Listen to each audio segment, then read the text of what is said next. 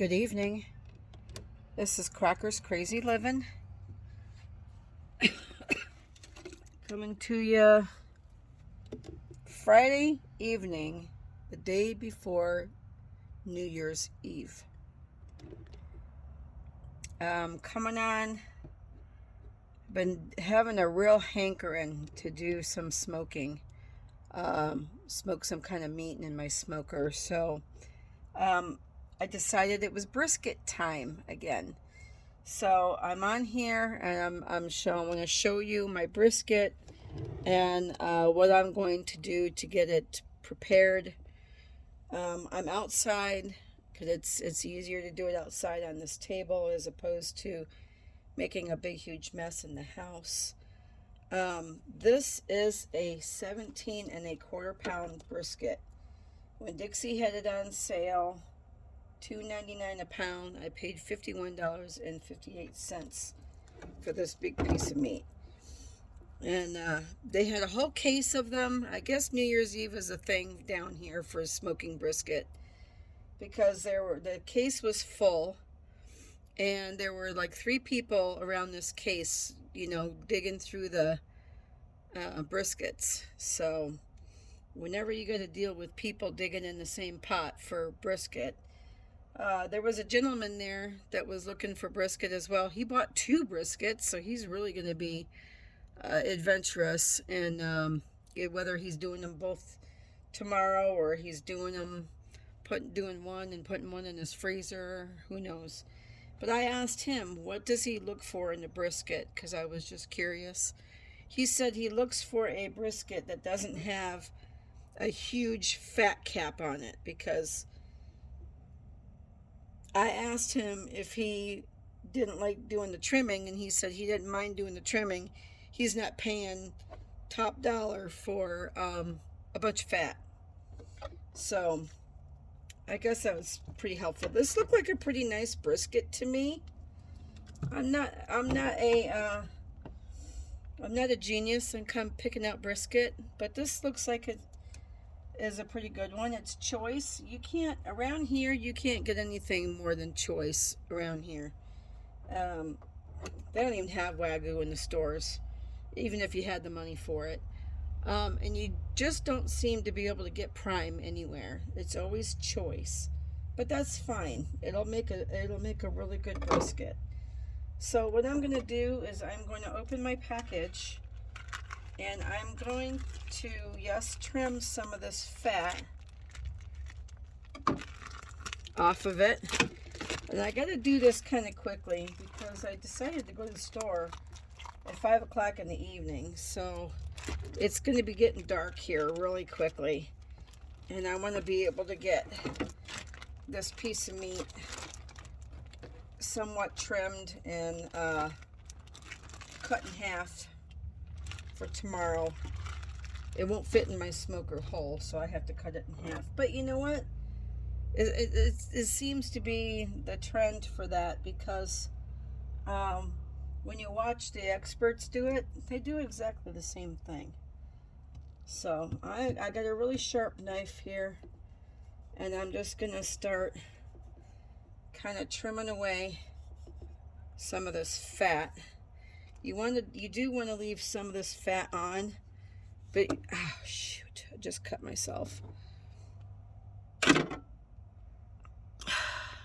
All right, I had to fix my hand. I was using that knife, and of course it slipped on me, and ended up cutting myself. So I'm just going to trim away some of this fat.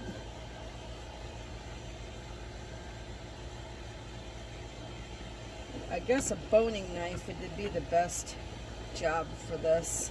I don't have a boning knife.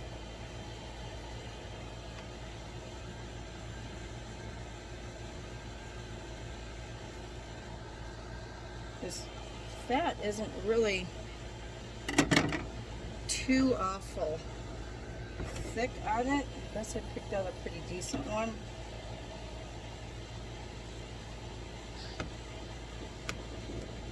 Right along this edge, though, it's pretty thick.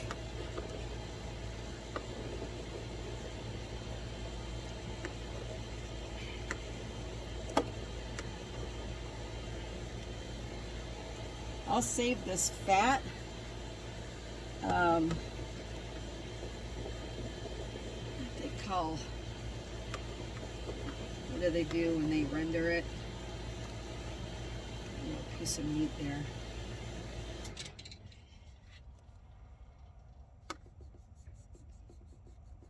Fat rendering, I don't know. There's a word that they use on it, that they, in the smoking world, they save the fat and they do something with it.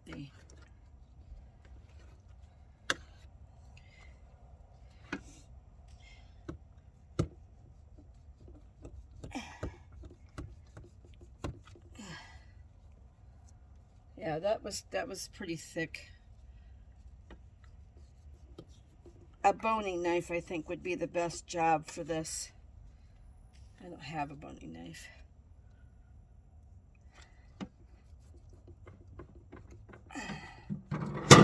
It's a good thing my knife wasn't any sharper than it is, because it would have really hurt me.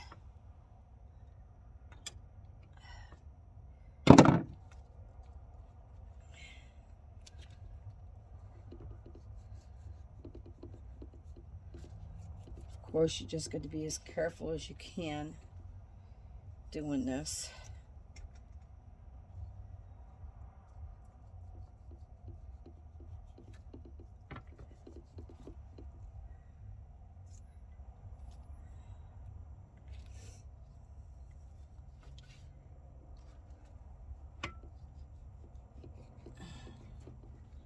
I'm not a very good butcher either, so you know how that goes.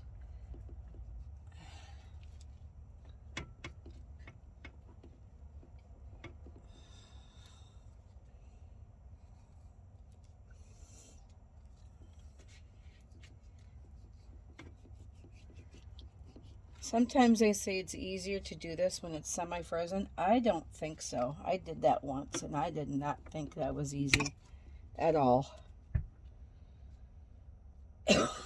Not easy at all.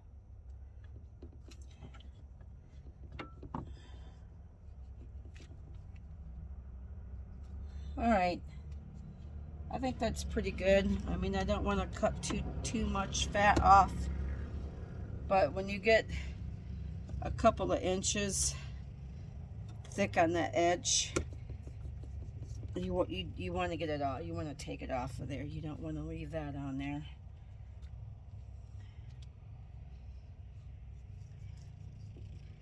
I'm just going to pop this on my smoker tomorrow, very early in the morning. Get it going. It's going to take probably anywhere from 6 to 8 hours to cook this bad boy. Alright, so what I'm going to do now is I'm going to cut it in half, because I can't fit the whole thing in my smoker.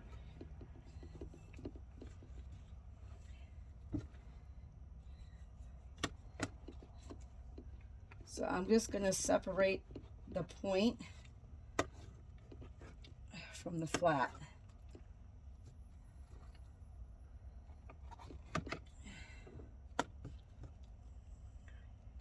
And here's your flat edge of the brisket. See, that's not bad thickness of fat there. That looks like a nice piece of meat. And then here is the point end. I'm going to have to get some of this off. See, there's a big hunk right here, and that's typically on the point end. And you just want to get that off.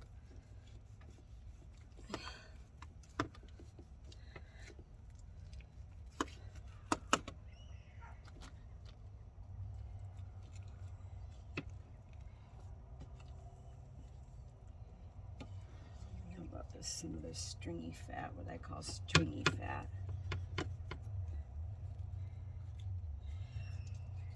It's like fat that's got some silver skin in it.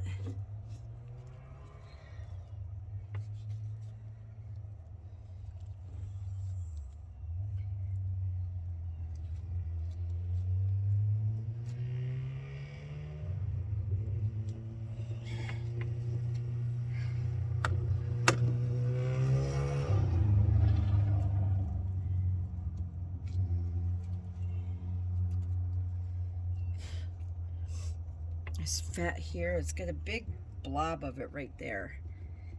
Now I know that they usually say that if you're cutting down in like this and to get that out of there, just to leave it. But I'm not going to leave that big hunk. I don't want that big old nasty hunk because that's not going to melt down when you cook it. This is okay. Maybe this little bit here. The rest of that I think looks okay. That looks all right. That's not too thick. I got that big old gob out of there in the middle right here. That's okay.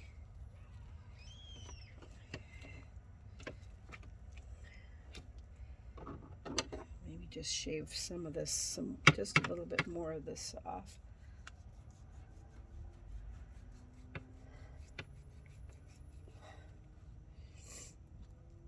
Yeah, that's about as far as I'm going to take it.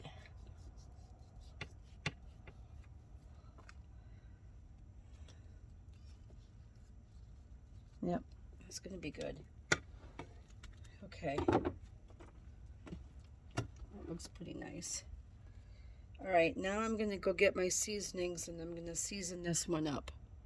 Be right back.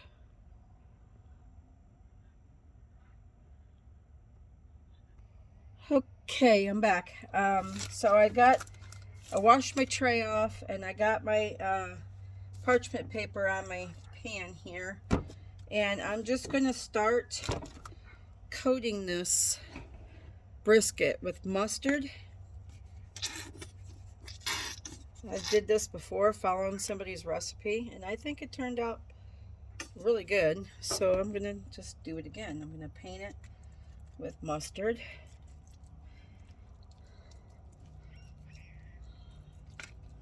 All over.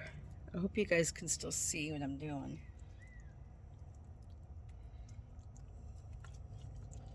Go get my son with his light. I might need some extra light. Brian, is that you?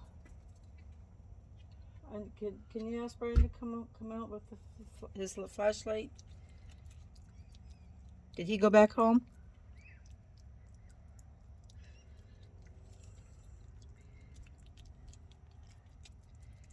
All right. I don't know what the mustard does. I know mustard. It does tenderize it. So.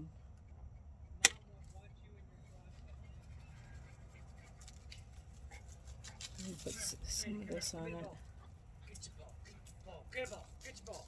Get your ball. Come on. Come here. Get your ball. Come here.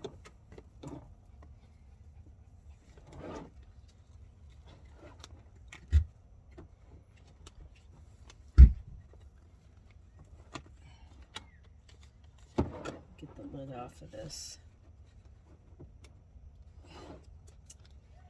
Come on.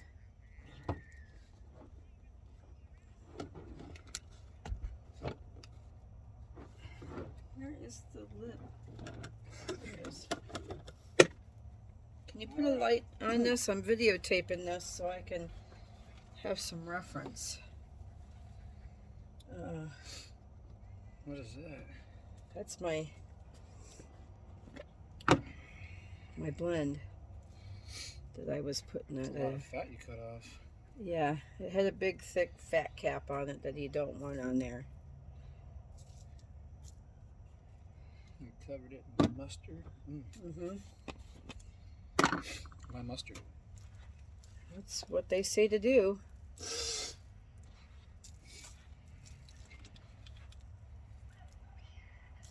They said mustard makes it tender or does something to it.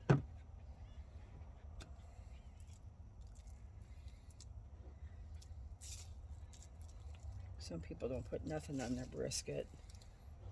Salt and pepper, that's about it. I always put this stuff on it. I think it tastes good. She's sneezing on there. Alright, I'm going to flip this over. That's the top side right there. Repeat. Yep. Why is it all like bulged up? That's the point. That's the flat. Uh-huh. There's a point and there's a flat to brisket. You never knew that? Nope.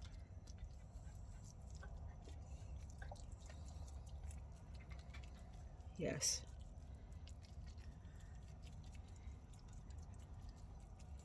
There's a point and there's a flat. The point takes longer to cook. The flat cooks faster. I cut it in half because I can't get it all on my smoker. But when you watch the experts, they cut it in half.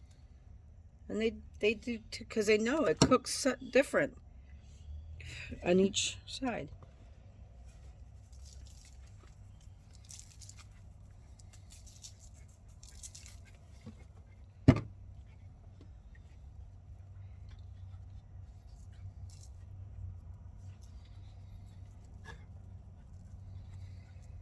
Another pepper.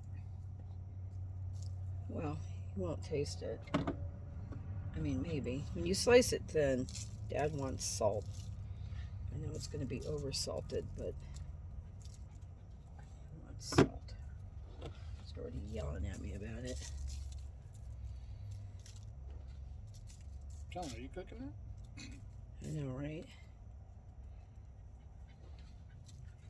Tell him to get what you get, don't put your bit.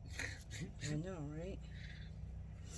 Okay, so what I want to do is I want to move this, and I need another piece of parchment. Oh, shoot.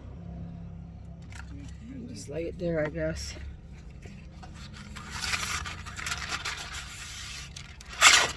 Is Tiffany home? I hear that. I saw Cheyenne's crew is all sick. Mm-hmm.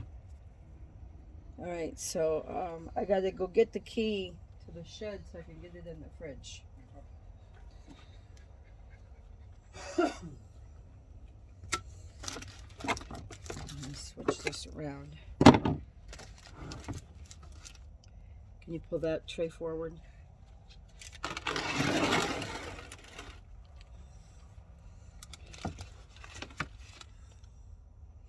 I didn't put any seasoning on this end.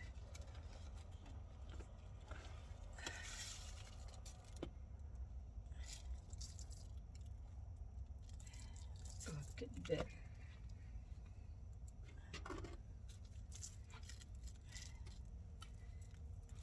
So when they say internal temperature at 200 and whatever, how hot is your actual smoker 225 to 250. for internal temperature like that? Yeah, I don't cook it any hotter. There is a hot and fast method. Best is low and slow, right? Well, that's what they say, but there is a hot and fast method. And, you know, it's all based on personal preference. Right. I don't mind the low and slow method because that's all I know, and it's worked okay for me, you know. What was that? This is my Ah.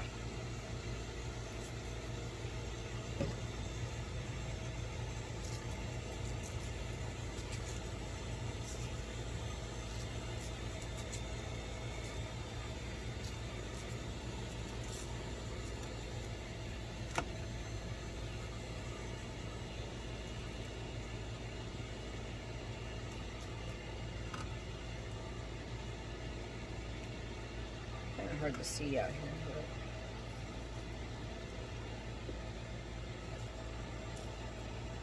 Let's check out the float thing.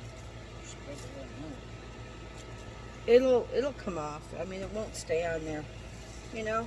I mean, it cooks.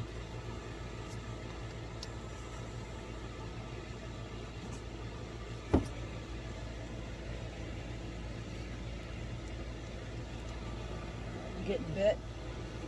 I'm getting bit.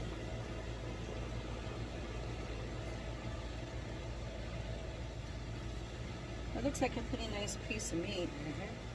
There was the thing at Winn-Dixie. Oh, you just What was it? a fly. Oh well. He'll burn off of there. I ain't worried about a little bug.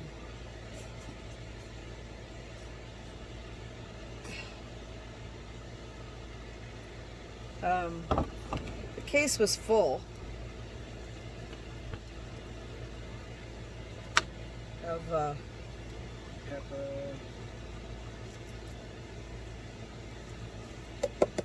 case was full of stuff, and there was 2 guys there going through the case with me, and I said, "What do you look for in a brisket?" And he says, "One without a big old huge fat cap," because he doesn't want to pay all that money to cut a bunch of fat off. Of it, yeah. But the experts are like, that's what you want. That's what the flavor is. I don't know. Yeah, but you're not keeping all of the fat either. No, some of it's cooking away. That's why I am going to save this, because they do render that down and they do something with it. Water. No, I'm not sure what exactly. Alright, there we go. That's the briskets, the point and the flat, all seasoned up and ready to go for tomorrow. And I'll be up early tomorrow and I'll be videotaping, putting it on for part 2 of New Year's brisket. Have a great night. Thanks for watching. If you haven't subscribed to my page, please push the subscribe button, ring the bell. It'll remind you when I have another post. And give me a thumbs up. If you have any questions or comments about the seasoning prep of the brisket, please leave it in the comments section. I'll do my best to answer your questions. Have a wonderful night and see you next time for part 2.